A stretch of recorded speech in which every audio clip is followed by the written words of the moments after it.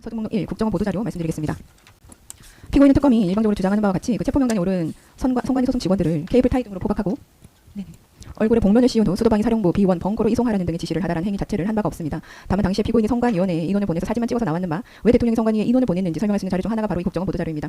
이 문서는 국가정보원 2023년 10월 10일 공식 발표한 보도자료로서 선관위, 국정원, 키사, 3개 기관 합동보안 점검팀이 24년 7월 17일부터 9월 22일까지 국회 교섭단체 추진 여야 참관인들 참여 하에 실시한 선거 시스템 보안 점검 결과를 담고 있습니다. 이 점검은 23년 5월 국회와 언론을 통해서 선관위의 북한 해킹 대응 및 정보통신 기반 시설 관리 부실 우려가 기재된 이후에 진행되었고 시스템 취약점이나 해킹 대응 실태, 기반 시설 보안 관리 등 3개 분야로 구분해서 이루어졌습니다. 국정원 선관위 시스템 점검 결과 그 선거 시스템 전반에 걸쳐 심각한 보안 취약점들이 다수 발견됐습니다. 먼저 투표 시스템 부분에서는 유권자 등록 현황과 투표 여부 등을 관리하는 통합선거의 명부 시스템에 인터넷을 통해 선관위 내부망으로 침투할 수 있는 허점이 존재하고 접속 권한 및 계정 관리도 부실하여 해킹이 가능한 것으로 확인됐습니다. 예, 잠깐만 좀 여기 그 프레트 이쪽으로 좀 화면 전환해 주십시오. 이를 통해 사전투표한 인원을 투표하지 않은 사람으로 표시를 하거나 사전투표하지 않은 인원을 투표한 사람으로 표시할 수 있고 존재하지 않은 유령 유권자도 정상적인 유권자로 등록하는 등 선거인 명부 내용을 변경할 수 있었다는 것을 2023년 국정원이 확인했습니다. 또한 선관위 내부 시스템에 침투하여 사전투표 용지에 날인되는 청인과 사인 파일을 절취할 수 있었고 테스트용 사전투표 용지 출력 프로그램도 엄격하게 사용 통제되지 않아서 실제 사전투표 용지와 QR코드가 동일한 투표지를 무단으로 인쇄 가능함 그런 것까지 다 확인이 됐었습니다. 여야 정당 등 일부 위탁선거에 활용되는 온라인 투표 시스템에서는 정당한 투표권자가 맞는지 인정하기 위한 절차가 미흡해서 해커가 대리 투표하더라도 확인되지 않는 문제점까지 발견이 됐고 사전투표소에 설치된 통신 장비에 사전 인가된 장비가 아닌 외부 비인가 PC로 연결할 수 있었고 내부 선거망으로 침투가 가능하다는 점까지 확인했습니다. 부재자 투표의 한 종류인 선상 투표의 경우에는 특정 유권자의 기표 결과를 볼 수 없도록 암호화하여 관리하고 있지만 시스템 보안 취약점으로 암호 해독이 가능해서 특정 유권자의 기표 결과까지 열람할 수 있었습니다. 이러한 개표 결과가 저장되는 개표 시스템은 그 안전한 내부망에 설치 운영을 하고 접속 패스워드까지 철저하게 관리해야 했지만 보안 관리가 미흡하여 해커가 개표값과 개표 결과 값을 변경할 수 있었다는 점까지 드러났고 시스템 관리 측면에서도 선관위는 주요 정보를 처리하는 내부 중요 전산망을 인터넷과 분리해서 사용 인가된 접속만 허용하는 그런 식으로 철저하게 관리를 했어야 됐지만 망분리 보안 정책이 전혀 되지 않아서 전산망 간 통신까지 가능했고 인터넷에서 내부의 망으로 침입할 수가 있었습니다. 2023년 국정원의 합동보안 점검팀은 국제 해킹 조직들이 통상적으로 사용하는 수법을 통해서 실제로 선관위 시스템에 침투까지 하였습니다. 북한이나 외부 세력이 의도할 경우 어느 때라도 공격이 가능한 상황이었다고까지 발표를 했습니다. 이 서증은 선거 시스템에 대한 실질적이고 구체적인 해킹 위협이 존재했고 외부 세력의 선거 개입 가능성이 단순한 우려나 음모론이 아니라 실제 위험임을 객관적으로 입증하는 그러한 서증입니다. 특히 2021년 북한 킴스키 조직이 실제 해킹 사실까지 확인이 된 바 있습니다.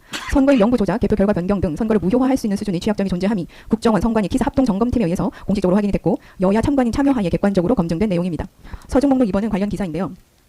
여기에 유사한 기사가 관련 기사가 이렇게 발표가 됐고 실제로 국정원 백브리핑 자료입니다. 백브리핑에서는 이와 관련된 구체적인 그 내용을 정리해서 기자들에게 모두 공유를 하였습니다. 서중 목록 10번을 보도록 하겠습니다. 이 서중 목록 10번의 제목은 서버 현장 점검을 2시간 동안 PPT로 발표로 끝났다는 부분인데 이건 없습니다. 앞서 설명드렸듯이 2023년 국정원이 중앙선관위 인터넷망의 외부와 분리되어 있지 않다는 점을 발표한 이후 이제 그 소급해서 여러 가지 문제점에 대해서 이제 관련하여 설명을 드리는 그런 서중 목록 서중입니다.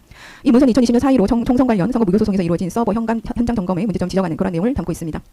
이 문서는 대법원 판결문에 5차례나 언급된 20년 12월 14일자 현장 검증이 실제로는 선관위 직원의 2시간짜리 PPT 발표에 불과했다는 그러한 것을 알리는 서정입니다.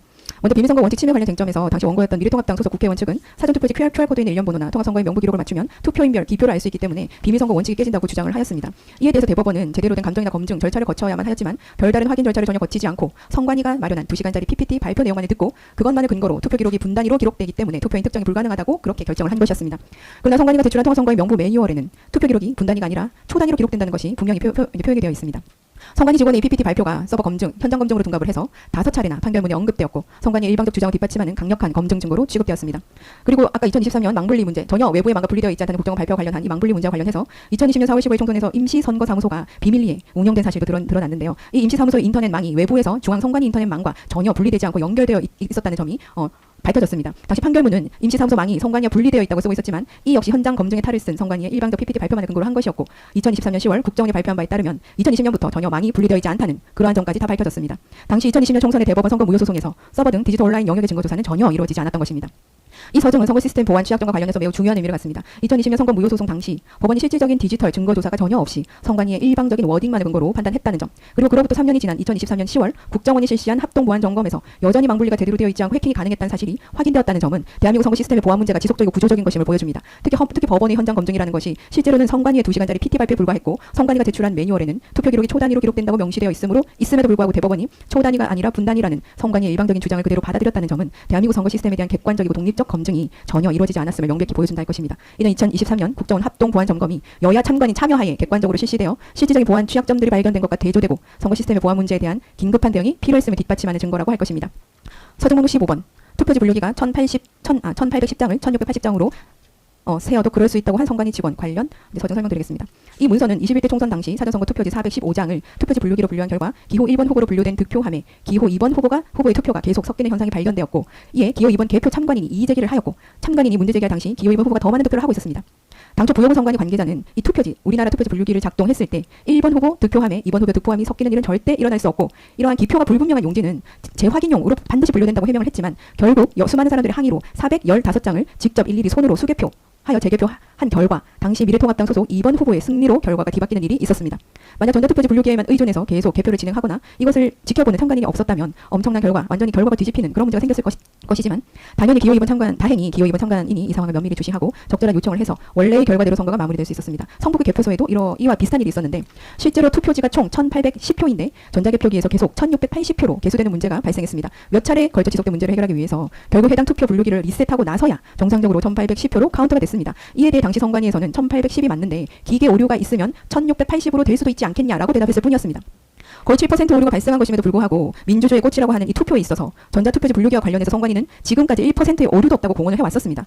또 추가적으로 미래통합당 소속이었던 박용찬 후보자의 경우 2020년 5월경 증거보전을 하면서 잠금장치 봉인 상태 사진을 촬영해 둔 적이 있습니다. 그 사진과 당시 현장을 비교해본 결과 그 이후에 투표함의 봉인지를 아예 뜯어낸 흔적까지 발견되었고, 사진과 실물이 상태가 아예 달랐습니다. 이에 대해서 아주 강하게 이의를 한 것으로 알고 있고, 선관위의 이러한 물적 투표함조차도 제대로 관리되고 있지 않음이 드러나는 대목이라고 할 것입니다.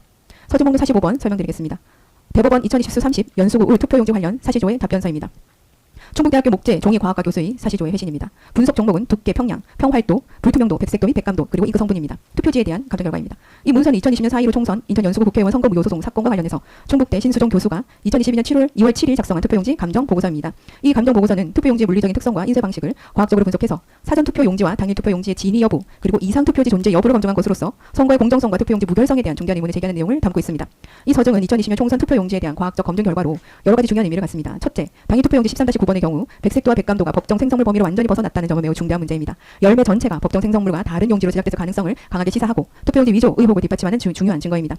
백색도가 가장 낮은 법정 생성물 8번, 그리고 백감도가 가장 낮은 법정 생성물 13번, 이런 경우보다 낮았다는 것은 통계적으로도 굉장히 유의미한 차이로 교수가 보고 있고, 이러한 투표 용지들이 법정 생성물과는 다른 용지임을 명백히 보여줍니다. 두 번째로, 지역구 사전투표 용지에 비례대표 관련 그림이 인쇄되어 있었다는 점 13-5번 그런 투표지의 경우에는 투표 용지 제작 과정에서 심각한 오류가 발생하였거나 의도적인 조작 가능성을 시사하고 있습니다. 이는 단순한 인쇄 오류로 보기 어려운 것으로 투표 용지 제작 시스템 자체에 문제가 있었음을 보여줍니다. 셋째, 접착 테이프가 서로 붙어있는 흔적의 투표지가 여러 장 발견됐다는 점은 투표 용지가 개봉되었거나 조작되었을 가능성을 시사합니다. 정상적 투표 과정에서는 투표 용지에 접착 테이프가 붙을 이유가 없기 때문입니다.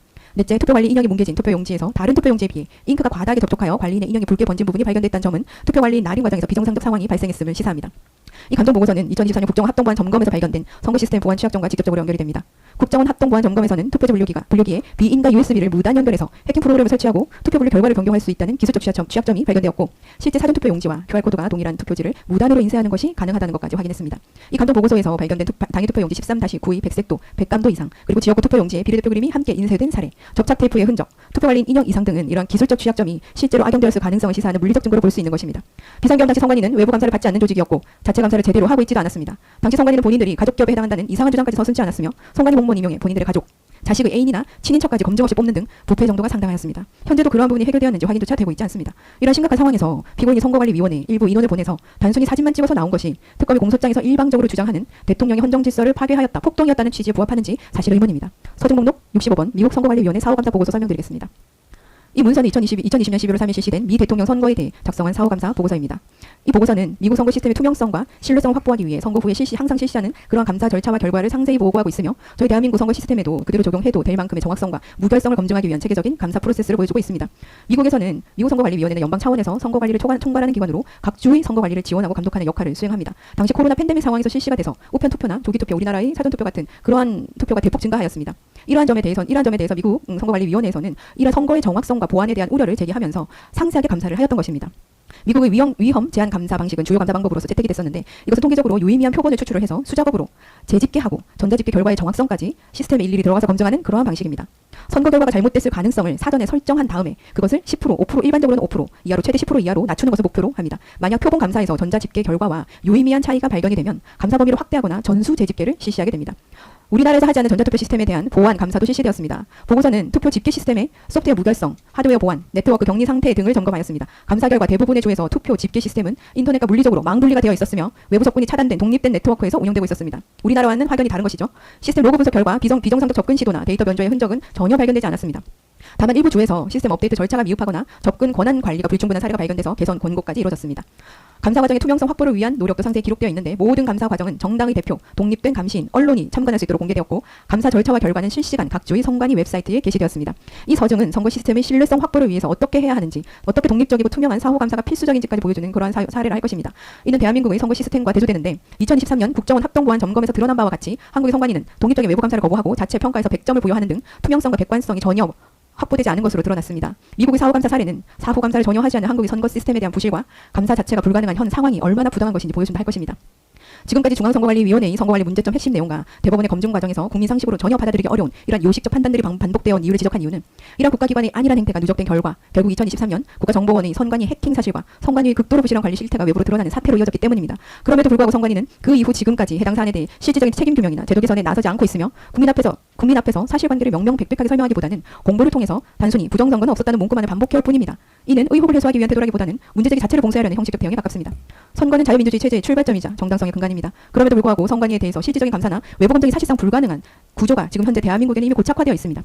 이러한 제도적인 폐쇄성 속에서 선거의 신뢰가 흔들리고 국가 핵심기관조차 그 안정성과 투명성을 담보하지 못하는 상황이 발생했고 지금까지 계속되고 있다면 그 당시 국가 원수로서 대통령이 느꼈을 고뇌와 위기의식이 얼마나 깊었을지 충분히 가늠해봐야 할 문제입니다. 이는 특정 개인의 판단을 옹호하거나 비난하기 이전에 국가 시스템 전반의 실패와 그에 따른 책임을 어디에 어떻게 물어야 하는가라는 근본적인 질문으로 귀결된다 할 것입니다. 자유민주주의를 지탱하는 선거제도가 흔들릴 때 이를 방치한 국가의 책임은 결코 가볍게 넘길 수 없는 것이기 때문입니다. 다음으로 특검은 대통령이 아무 이유 없이 국권을 물러나게 목적으로 폭동을 일으켰다고 공소장에 적시하며 비상겸의 주요 원인이었 적시를 하였는 바 그러한 이유가 있었다는 점 관련해서 비상겸 주요 원인이었던 민주당의 줄탄핵 문제 말씀드리겠습니다. 서종 목록 70 행안부 장관 이상민에 대한